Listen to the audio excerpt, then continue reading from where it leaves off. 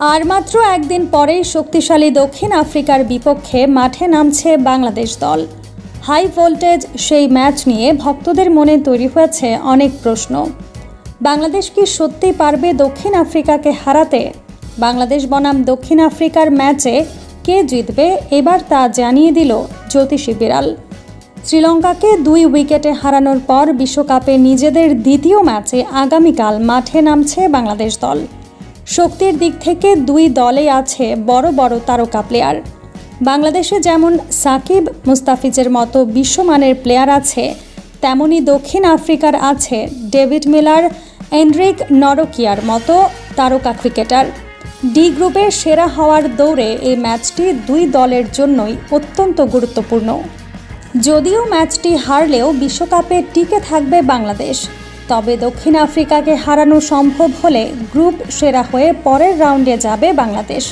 সেই সাথে বাংলাদেশের নাম উজ্জ্বল হবে বিশ্বমঞ্চে। তবে তাদের হারানো যে সহজ হবে না তা বলাই যায়। বিশ্বকাপে এখন পর্যন্ত মোট 8টি ম্যাচের মধ্যে দক্ষিণ আফ্রিকা 8টি ম্যাচই জিতে নিয়েছে। বাংলাদেশ জয়লাভ করতে পারেনি একটিও। যুক্তরাষ্ট্র সিরিজ কিংবা প্রস্তুতি ম্যাচ হেরে ব্যাকফুটে থাকলেও বিশ্বকাপের প্রথম ম্যাচটি জিতে বর্তমানে বেশ ফুরফুরা বাংলাদেশ। ফিরে পেয়েছে হারানো আত্মবিশ্বাস। তাই তো ম্যাচের সময় ছেড়ে কথা বলবেন না বাংলাদেশ। এছাড়া টসে জিতে আগে বোলিং নিতে পারলে ফলাফল আসতে পারে বাংলাদেশের পক্ষে।